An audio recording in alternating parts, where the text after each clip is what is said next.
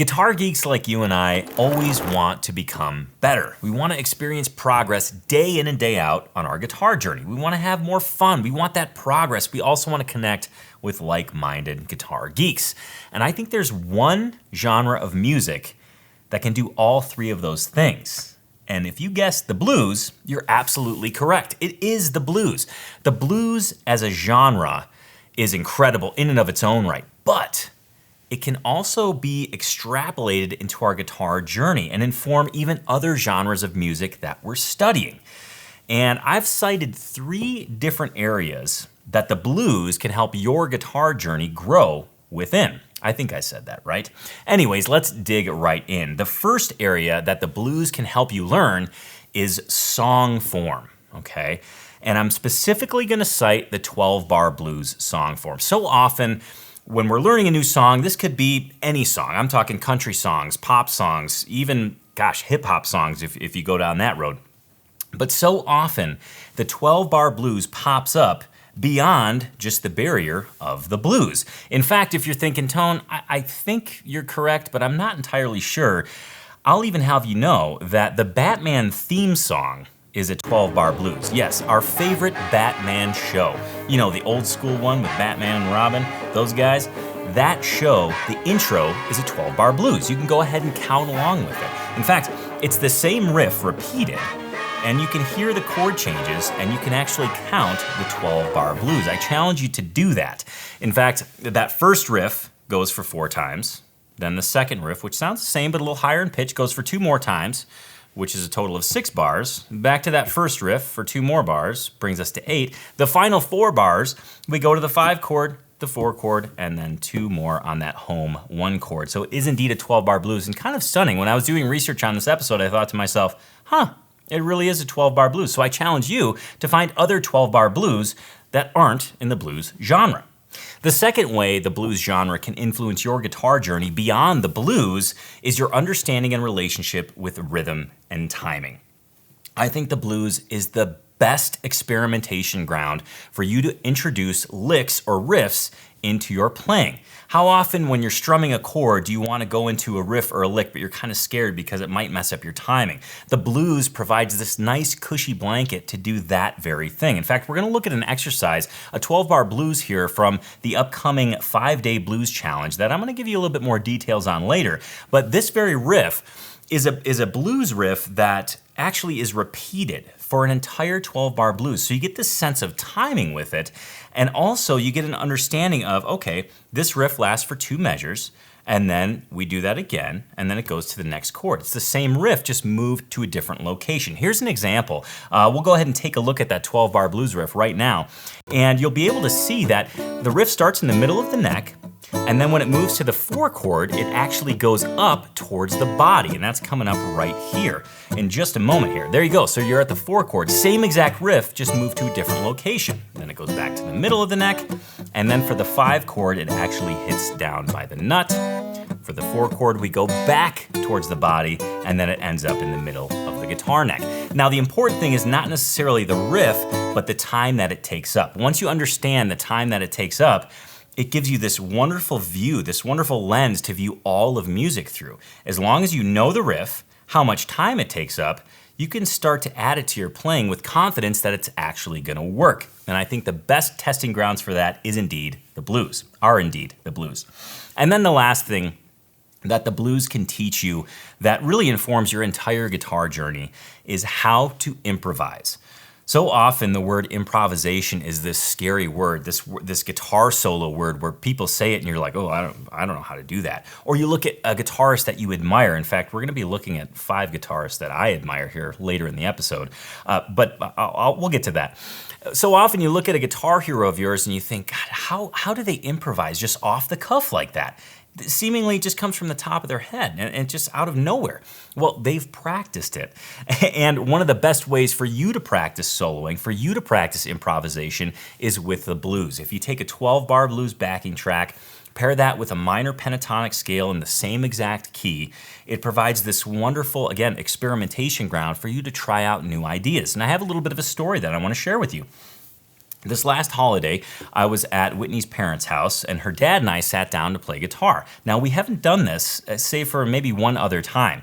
In fact, when I was leaving the house the first night we were there, he's like, hey, tomorrow, we're gonna play guitar. We're actually gonna jam together. And I'm like, you got it. And you don't have to ask me twice.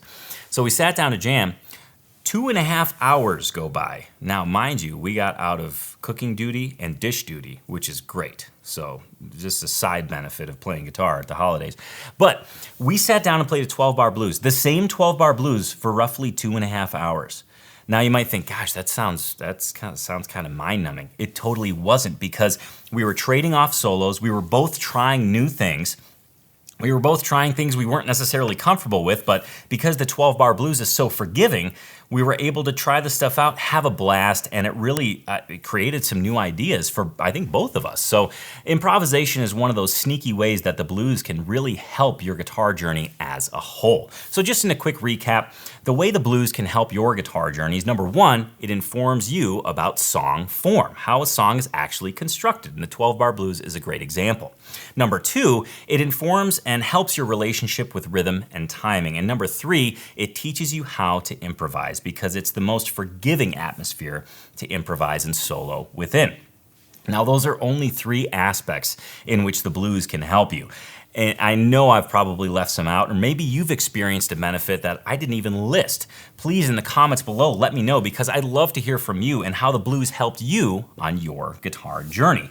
And also, while I'm at it, I do want to let you know that at the end of the month, January 27th, we have a 5-day blues challenge coming up. This is learning a new 12-bar blues every day for an entire week. It's totally free. I'll give you all the details here on the Acoustic Tuesday show, so make sure to stay tuned. And again, it launches January 27th, the last week of the month. It's a great way to pick up some speed going into the new year and gain some good positive momentum.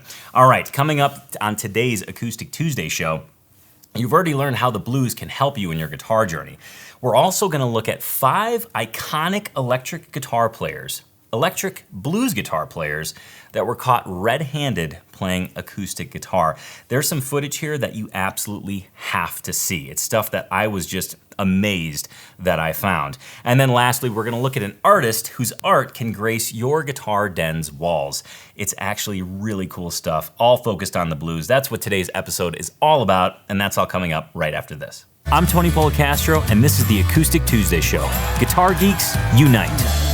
Welcome to Acoustic Tuesday, episode number 125. This is the show where we're going to learn about acoustic guitar gear, discover acoustic artists, and get inspired to live your very best acoustic life. As with all episodes of Acoustic Tuesday, I'm going to share with you my guitar geek list for a week. But since we're talking about acoustic guitar, since we're talking about progress, and since this is a new year, I wanted to offer up, well, a challenge for you during this week's practice sessions. Your practice sessions this week, I want you to kick off and spend a minute on playing a warm-up exercise. What is a warm-up exercise? Well, a warm-up exercise is something that gets your hands talking to one another. In a minute here, you're gonna see exactly what I'm talking about. In fact, it's a very non-musical exercise, but it's one that gets your fretting hand speaking with your picking hand.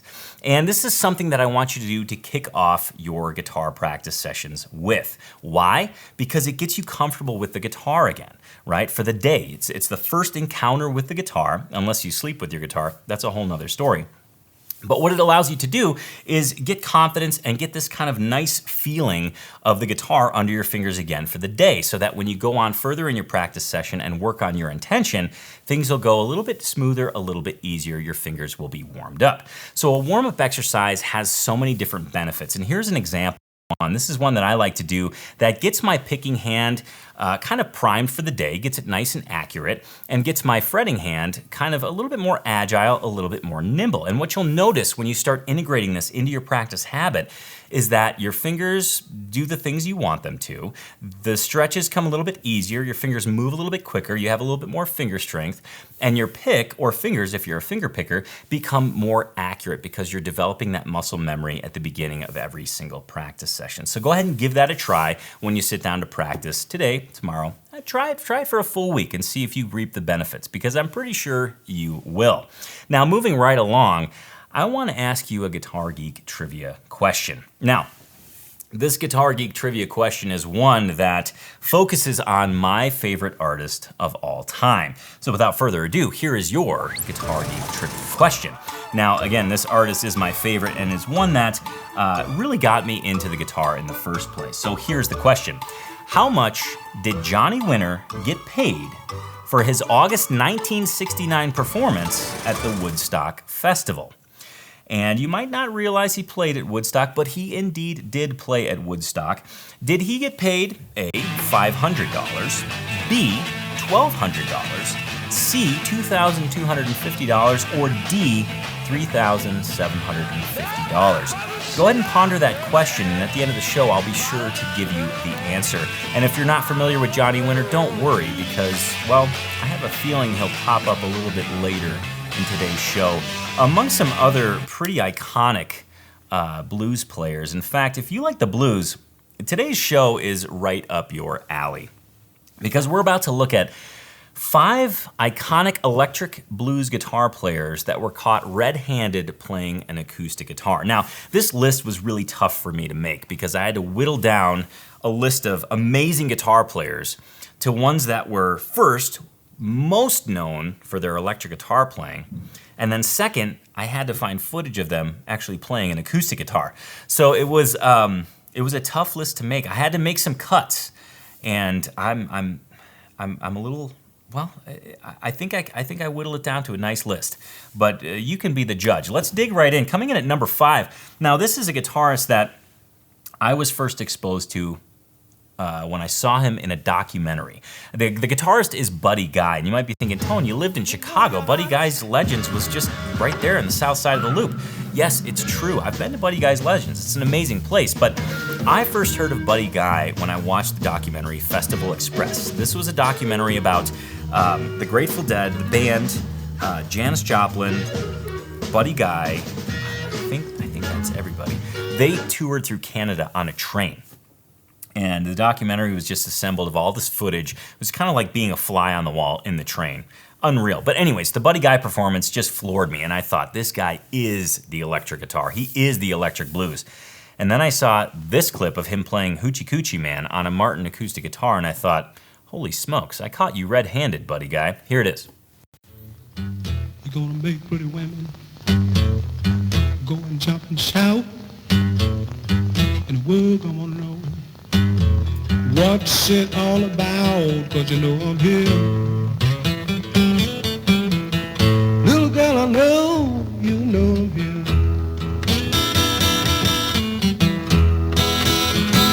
You know I'm your hoochie coochie man. Everybody knows that I'm here.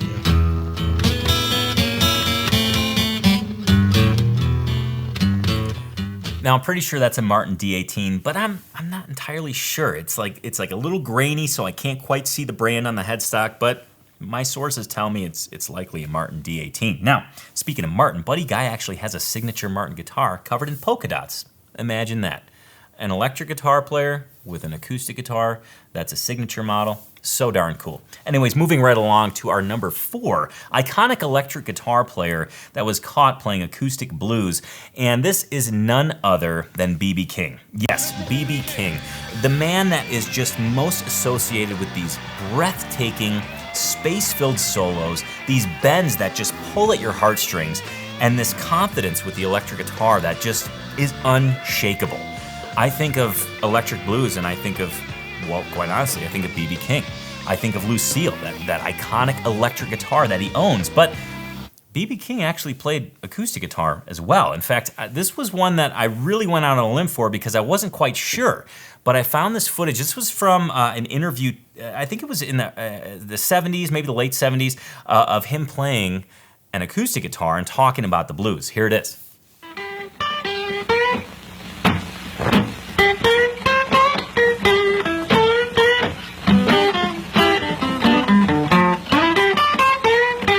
Everything leads me back to the feeling of the blues, or the feeling that I get from playing or singing the blues or hearing others singing and play it. In fact, I think life itself is the blues.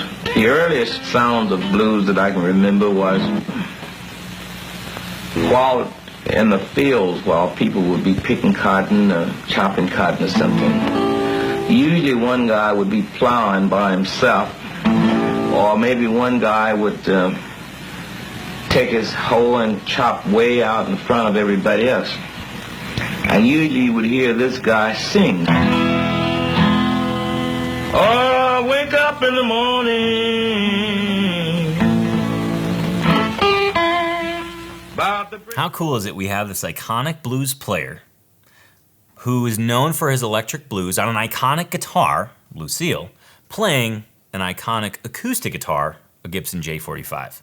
I mean, that's a triple threat of iconography. I think that's the right word. I'm going to go with it. Iconography. Yep, iconography. It's knowledge is power. Just G.I. Joe said it, and I'm going to say it too. Knowing is half the battle, and other cool one-liners that I should throw in there. Anyways, let's move on to our number 3 electric blues player that was caught red-handed playing the acoustic guitar. And when you think of electric blues, undoubtedly this name crosses your mind. And yes, it is Stevie Ray Vaughan. Stevie Ray Vaughan is one of my personal guitar idols, and probably yours as well. In fact, I think Stevie Ray Vaughan brought the blues to tons of people. My brother actually got me interested in Stevie Ray Vaughan. In fact, he was at the August concert at Alpine Valley in Wisconsin minutes before, right before Stevie Ray Vaughan unfortunately passed away. And I have my brother to thank for turning me on to Stevie Ray Vaughan, and I'm super, super excited. I remember when I was in college getting this DVD, Live at El Mocambo. It was filmed in 1983, and it's one of those concerts that you need to see. So I'm recommending this to all of you. Because of copyright issues, I can't play any of Stevie Ray Vaughan's electric songs right now, but good news is this. I found an incredible piece of footage of him playing acoustic. Now you're saying to yourself, Tone. You featured Stevie Ray Vaughan playing acoustic guitar before. He played MTV Unplugged, he played a Guild 12-string. It was amazing. It was even the subject of your trivia question. I know that to be true, but you have to check out this piece of footage. It's from a French TV station. They were interviewing Stevie Ray Vaughan. He happens to have an old 1929 Gibson L1, and he plays it in such a way that is mesmerizing. I want you to watch his picking hand and see if you can notice this upstroke thing that he does. It seems inhuman. It seems like something that humans aren't supposed to do, but he does it. It sounds amazing. It's like an exclamation point on the notes. Anyways, without further ado, here's the clip of Stevie Ray Vaughan playing a Gibson L1.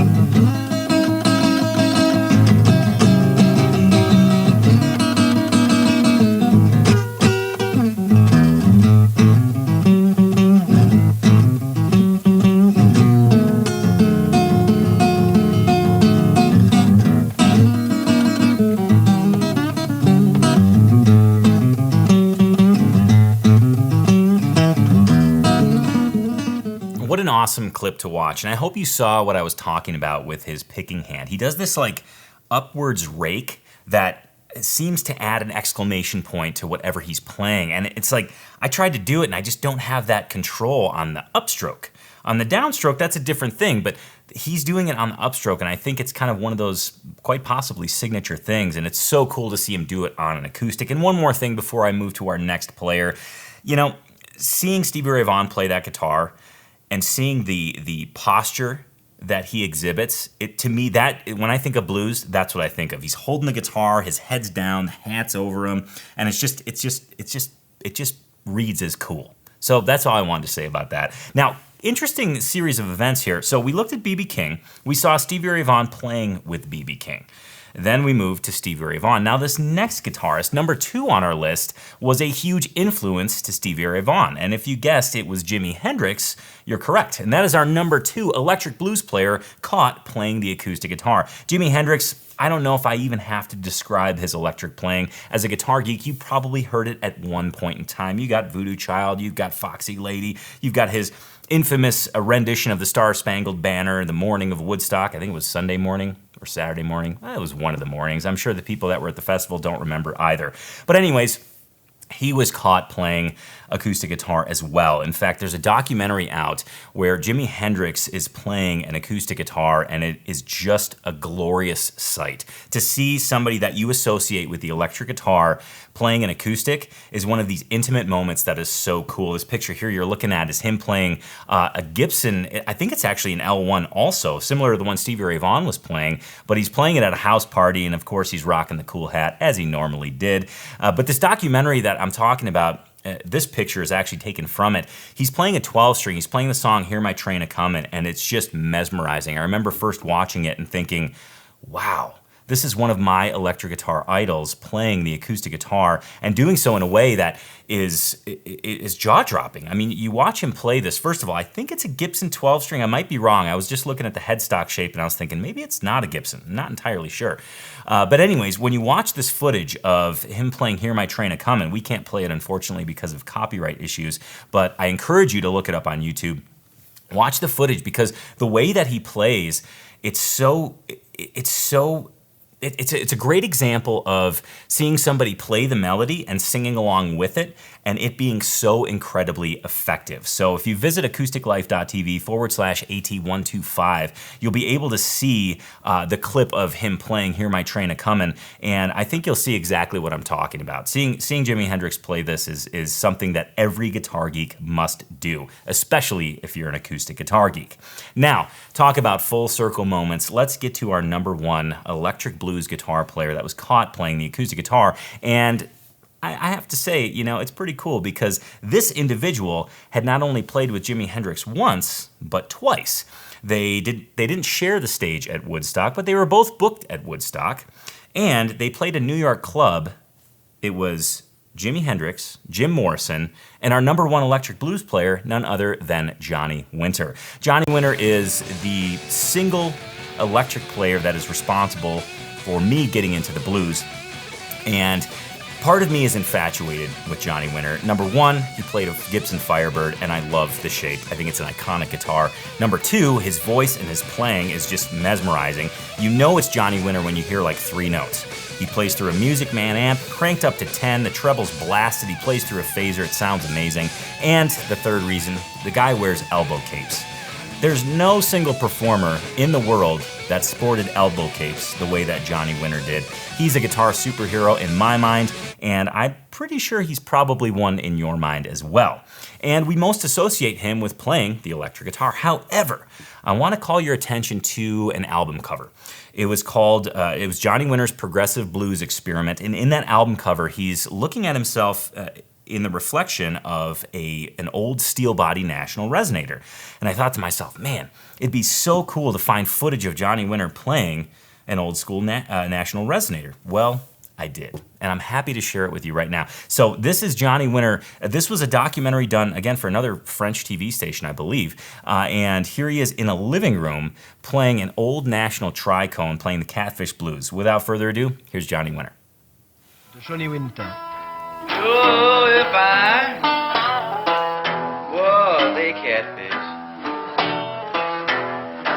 no swimming in the deep blue sea, I'd have all you good-looking women sure enough fishing after me. Yeah, fishing after me.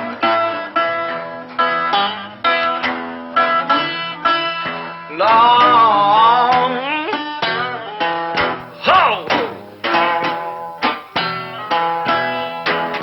Somebody help me along with the blues. I have no words for that. I could watch that little snippet on loop for probably an entire day and still be smiling at the end of the day. It's one of those, you can just tell he's just in the song. He's just in it in that moment, and it's just a beautiful thing to see. It's amazing to listen to. So Johnny Winter had to come in at number one. Now I do realize there are a ton of electric blues players out there that play acoustic guitar, which is why I'm asking for your help. In the comments below, let me know who I left off the list. Now, be kind. I'm asking you to be kind because I know, okay, Eric Clapton's not on the list. Okay, I know. I just had to be choosy. I had to be picky. I wanted to pick some off the beaten path players. I know that Muddy Waters isn't on the list. He really needed to be, but I wanted to keep it at 5. And I also had to cut Rory Gallagher, and I didn't really want to cut him, but I couldn't have a top 8. What's top 8? That seems strange. So I had to whittle it down to 5, and I tried to find some really cool clips of the acoustic side of the equation. So again, I know I missed a ton, and there's probably some that never even crossed my mind, which is why I'm asking for your help. In the comments below, let me know who I missed. Who are some electric guitar players that play the blues that you caught red-handed playing an acoustic guitar? Go ahead and leave those in the comments below, and I'll read through those in a future episode of Acoustic Tuesday. And speaking of those comments, I want to go back to our New Year's Eve episode. It was one of those cool occasions where Acoustic Tuesday happened to be on New Year's Eve. So we could really get together, hang out, and create some resolutions for 2020, our best collective Guitar Geek community year of acoustic guitar yet. And this first comment comes from Thomas Nowicki, and it's quite timely because he speaks directly to the New Year's resolutions. He says this: Tony is so right about the resolutions, especially resolution number 4. The acoustic trio I play in played at a local senior center recently, and we were playing Dance With Me by Orleans. There was an elderly woman who was an Alzheimer's patient, and I presume her adult daughter listening. The daughter was singing along to her mother while she held her hands and looked into her eyes, and the mother was looking back at her with rapt attention and smiling. It was not only a beautiful context for the song, but a wonderful moment in my musical career as well. I cannot recommend playing at senior centers and care facilities enough. I just want to thank Thomas for sharing that experience with us. I think it's so cool to, when you're playing music, to actually look at other people that are listening and appreciating what you're doing and realize that what you're doing is having a deep and oftentimes profound effect on them. And this is a great example. So I just want to thank Thomas for 2 things. Number 1, sharing this experience, but number 2, actually getting out and playing at a senior care facility. I think that is so cool, and it really means so much to those folks. It truly does. So thanks again, Thomas. Our next comment comes from Grant Niels, and he says this in regards to the guitar vacation idea. We did the Blues Trail on Highway 61. In Clarksdale, be sure to go to Red's for the Real Deal Juke Joint. Close by is the Shack Up Inn, and he included the URL in his YouTube comment. I would strongly recommend checking it out because it looks amazing. And he says, this place, the Shack Up Inn, has a blues church with it, but a quick little side note, no kids. So if you're taking the family on a vacation, maybe either skip this one or, I don't know, take them to like a playground and they can hang out on the playground and you can go to this Shack Up Inn. And he says also B.B. King's Museum is in Indianola, Mississippi. So Grant, I want to thank you for that comment because originally I thought, cool, I'd hit the Delta Blues Museum, but now I find out about the Blues Trail all along Highway 61, which sounds like something I would be very interested in. And I think, given the fact that I have an entire year, or a good 8 to 9 months, I can convince Whitney that this would be fun for her too.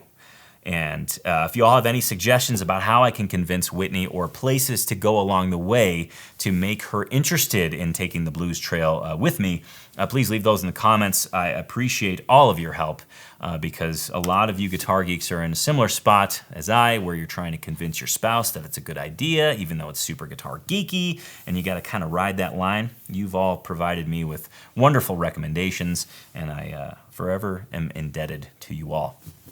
Anyways, our last group of comments, it's a twofer. These comments were right next to one another, and I just thought, you know what the hell with it. I'm going to include both of them. The first one comes from Jim Horst, and he says this: one of the best episodes of AT ever. I really enjoyed the resolutions, all solid and well thought out and presented. Happy 2020 to all the guitar geeks out there. Well, happy 2020 to you, Jim, and hopefully all of us in this guitar geek community can make 2020 our best year of acoustic guitar yet. And the following comment comes from Don Howard, and he says, what a delightful New Year's smorgasbord of acoustic geekiness. Perhaps the best Acoustic Tuesday to date. Now I just have to figure out how much of this I can fit into 2020. Happy New Year to you and all of the TAX/Acoustic Tuesday family. Well, Happy New Year to you, Don, as well. And speaking of Don's, the Acoustic Tuesday viewer with the username Daddyo307. I think I have this right. He actually sent me a Christmas mug, and I want to thank him for that. I think I misattributed it on an earlier episode, so I wanted to come clean there. So thank you. But really, thank you to all of you Acoustic Tuesday viewers. You all make this show what it is. I cannot thank you enough for your comments, the encouraging discussion, the supportive discussion, and overall your involvement in the show. And speaking of your involvement in the show, there is one Acoustic Tuesday viewer that came through big time. I'm talking about a guitar geek that is wearing her guitar geekiness loud and proud. And this is something that really means a lot to me because I've been asking for it for quite a long time on the Acoustic Tuesday show. Ever since we launched our Acoustic Tuesday merchandise line, I said, hey, guitar geeks, order yourself some merch, take a picture and send it in. Well, I'd like to introduce you to Amber B. And Amber B is from Pauls Valley, Oklahoma, and she is the one guitar geek that since I've been asking for Acoustic Tuesday merchandise shots, she went ahead and sent it in. She has a story to tell as well. Here goes nothing. Hello, Acoustic Tuesday team. This year for Christmas, I received another year of TAC membership, my new favorite Acoustic Tuesday shirt, and my very first 12-string guitar. In this picture, this is the best part, my husband could not get a good shot of the shirt, so this is me over-exaggerating and being a smart aleck.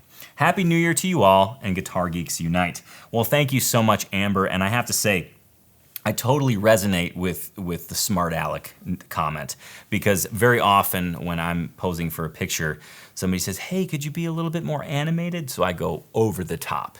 So I appreciate that. And I also appreciate you taking the time to not only order an Acoustic Tuesday shirt, but take a picture and send it in at acousticlife.tv in that submit link. So what I'm going to do for you, Amber, where did I put those things? Oh, here they are.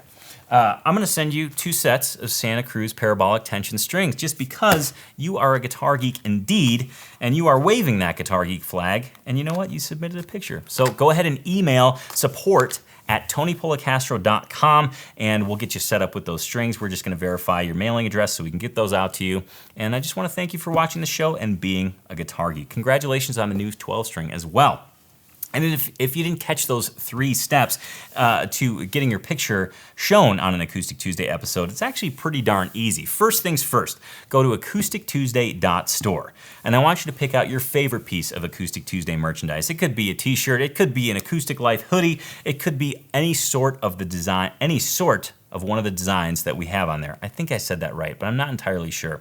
The Avalanche fan threw a stool during one of my monologues here, and it just threw me off my rocker. I think he's mad because the Avalanche have not been doing well lately, but that's besides the point. What I want you to do is go to acoustictuesday.store, pick out your favorite piece of merch, get it shipped to your door, put it on, snap a picture of you wearing that shirt, and then submit it at acousticlife.tv. When you submit it there, I see it come on in, and then I get to feature you on an upcoming episode of Acoustic Tuesday. In fact, I mean, if you're lucky like Amber was, you might get some strings sent your way. I don't know.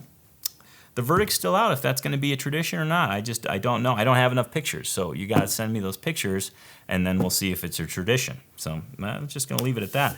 And speaking of traditions as well, I do have some mailbag arrivals, some holiday arrivals, and I'm very, very thankful and grateful for all of you Acoustic Tuesday viewers. The first things first, I don't have enough room to share with you what Kenny and Dee Dee sent in. I want to thank Kenny and Dee Dee and the pups for sending us this bag, the TAC HQ North Pole Express delivery bag, filled with chocolate-covered pretzels, this cool trail mix stuff, some caramel popcorn with other chocolatey bits in it, some chocolate-covered, I think, graham crackers. I haven't tapped into those yet. Chocolate-covered cherries.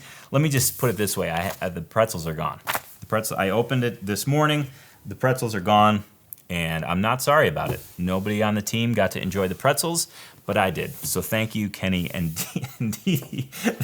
The second thank you I have is for Jean XL, and she's a Colorado acoustic guitar geek, and she sent in a very nice family Christmas card. So happy holidays, Merry Christmas to you and your family, Jean. In fact, there is a picture on here of her. I want to say she went to Africa to do a bridge building project, and as a true guitar geek, she brought her close travel guitar with her.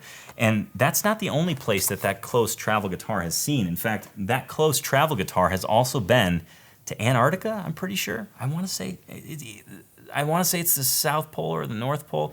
Wow, bad geography. I'm just gonna say that closed travel guitar and Gene have been all around the world. I'll leave it at that. Take the geography lesson aside because I am not qualified. The next thing that arrived in the mailbag was from Mark S. And he sent this paper bag with a beautiful note on it. And he also sent me string envelopes with a trivia question on each one. And now these were attached to gifts that matched the theme of the trivia question. So let me just get to those real quick. We've got some licorice root, which I haven't chewed on yet, but I'm going to. I'm going to, because I have never tried it. I think I should. Also some Potter's, I believe these are little mints, but as a guitar geek, he said, you know what, these tins are perfect for putting your guitar picks in, so I'll take him up on that offer. Thank you for that, Mark. And then some stroopwafels, which are my favorite running snack, and also native to the Netherlands, I believe. And seriously, I always have these in my pack when I run, pre-knee injury. And then lastly, he also sent in some homemade, I can't remember the name of this. Oh, shoot. But it's in this nice little heart. It's like a cocoa cream buttery treat. So we'll be enjoying that, and we'll all be full on in sugar comas by the end of today, if not the end of the week. We're going to have to go through like a 12-step program to get off the sugar. But that doesn't mean we don't appreciate it. We certainly do, and happy holidays to you all. And thank everybody for, again, for your comments, for sending stuff into the studio here. It's always cool to hear from you all and feel the love, feel the Guitar Geek love. All right, we're about ready to wrap up the show, but I've got one more thing that I want to share with you, something that I recently found. It was a mistake. I was looking for some Muddy Waters stuff, and I found an artist. But it's not an artist that uses a guitar, at least in this art form anyway. He is a musician, a blues musician at that, but the kind of art that I want to share with you right now is painting. Grego Anderson runs a website called mojohand.com, and there's a link to that at acousticlife.tv/AT125. And he makes some of probably the coolest blues folk art I've ever seen. It's the kind of stuff that you look at and you say, wow, that is iconic. That's beautiful. I want that in my guitar den. But then the next question you think, I don't know, that's original art. I don't know if I can afford that for my guitar den. Well, I got to tell you, Grego keeps his pieces extremely affordable for the blues lover, for the musician, and they're really stunning. Let's actually have a look at some of his pieces right now. This first one is a Lightning Hopkins piece. This next one is a Muddy Waters one that I was really sad to see that it was sold out of. The next one is a Mississippi John Hurt one, also sold out, unfortunately. And this last one I plan on purchasing right after the show is over today. It's a Robert Johnson piece that is just, I've been thinking about it all darn week, through the weekend, and I can't get it out of my head, which means I probably need to have it on my wall.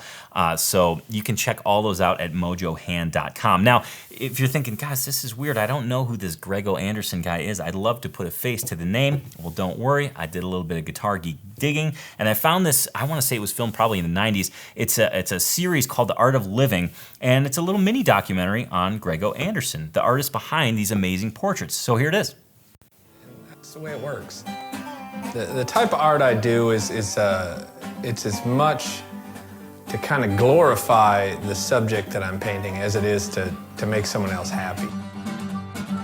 You know, I painted the blues guys really as a way to become part of the blues community, because my guitar playing certainly wasn't going to do it. I mean, as much as I wanted to think that maybe it would. Some lost days of yours long and gone. That all goes back to that whole thing about old wood and wanting things to be a certain way, a slower style of life. You know, you can hear that when you hear these old guys play. There's no hurry. They're not trying to impress anyone. This is not about flash, or it's all substance and style. And I try and do that in my art, and I try and do that when I play. And it would be nice if that's the way I try and live my life. So as you can see, Grego is a pretty talented fella, both on the music side of things, but also on the painting side of things. And as you also could see in that documentary, he uses kind of found objects, not objects, but he uses like cabinet doors and old pieces of wood to assemble to create his, his canvas, if you will, to paint on. And you can also commission works by him. If you go to his website, again, it's mojohand.com. You can find that at acousticlife.tv/AT125. You can actually say, hey, Grego, can you make me a painting of Johnny Winter? Oh, you just gave me an idea. I just gave me an idea. We gave me an idea. We gave us an idea. Anyways, make sure to check out Grego's work. It's really exceptional and it's stunning. It's so cool. And his involvement with the blues and his commitment to the blues and representing it in a way that helps other people discover it and helps other people appreciate it is pretty awesome and truly guitar geeky. So thanks, Grego, for making amazing, amazing work. Well, that pretty much wraps up the show, aside from one last important piece of business. Now, during that break, the man of mystery, our Colorado Avalanche fan, we can call him. His name's Kyle. We discussed the extent of the stool that he kicked during the show, and he says, "I'm so sorry." And I said, "Don't worry about it." But the funny thing is that Kyle's operating in a pretty small area back there, and the stool just kept tumbling. I don't know how it kept tumbling, but anyways, I just wanted to relay Kyle's apology for that, and he feels okay about it. I don't feel okay about him being an Avalanche fan, but we're gonna just work on that. Show after show after show. But anyways, wrapping up the show with your Guitar Geek trivia question answer. Just as a quick reminder, let me go over the question, which again is focused on my favorite electric guitar player of all time and probably the single individual, the single artist that's responsible for getting me into the blues. Your question was this: how much did Johnny Winter get paid for his August 1969 performance at the Woodstock Festival? Was it A, $500, B, $1,200, C, $2,250, or D, $3,750? Well, if you answered D, $3,750, you're correct. The Woodstock Festival took place in August 1969 and drew about 500,000 people. The festival was host to performances from none other than Jimi Hendrix, Janis Joplin, the Grateful Dead, Joe Cocker, Crosby, Stills, Nash & Young, amongst many others. We're talking Richie Havens, Country Joe and the Fish, the list goes on and on and on. The star-studded lineup also included up-and-coming blues superstar Johnny Winter, who, for his performance at the festival, was paid $3,750. Hold on, which in today's economy would equate to roughly $26,500. If you're curious as to what Jimi Hendrix made $18,000 at his Woodstock performance. Pretty awesome stuff, and pretty alarming when you see what some of the artists are making when they perform today. Somewhere I read Justin Timberlake has, it was like $1 million or something like that. I thought, wow. That's pretty crazy. Jimi Hendrix, 18 grand. Justin Timberlake, $1 million. I think they're both talented. No knock on Justin Timberlake. I think it's just a sign of the times. Pretty amazing, the price we put on entertainment. Anyways, that's also an ad, I should say, to check out your local shows because they don't cost nearly that much. And there's some amazingly talented artists out there that are literally like our next door neighbors. So make sure to check out your local pubs and music joints. Support them. Support your local artists. They need it, and they're pretty darn amazing as well. Well, that does indeed wrap up today's show, but I do have to take a sneak peek into next week because, well, if you're digging these blues shows, I gotta tell you, this blues train is gonna keep rolling up until we introduce the 5-Day Blues Challenge, which again is happening on January 27th. So if you're thinking, gosh, Tony, what do you have in store for next week that's gonna be blues themed? Haven't you tapped it all out? No. Next week on Acoustic Tuesday, we're gonna listen to some of the women responsible for shaping acoustic blues. You're also gonna learn about a brand new blues guitar, quite possibly the first of its kind, and it has a female name. Yes, next week's episode is going to be dedicated to the females of the blues. And of course, you're going to get more details on the 5-Day Blues Challenge coming up at the end of January, starting on January 27th. I cannot wait to see you there. Thank you for your time today. Thank you for watching and supporting the Acoustic Tuesday show. Thank you for being a guitar geek. Remember, you can catch Acoustic Tuesday every single Tuesday at 10 a.m. Mountain Time here on YouTube. And for your Acoustic Tuesday fix in between Tuesdays, please always do visit acousticlife.tv, where you can do a deep dive on anything I've ever talked about, see the full performances. In fact, those 5 blues players I talked about today, those full clips are at acousticlife.tv/AT125. Make sure to check that out. Again, thank you so much for sharing your time with us today. We certainly appreciate it. We appreciate you being a guitar geek. And remember, guitar geeks unite. Cheers to you, and I'll see you next Tuesday.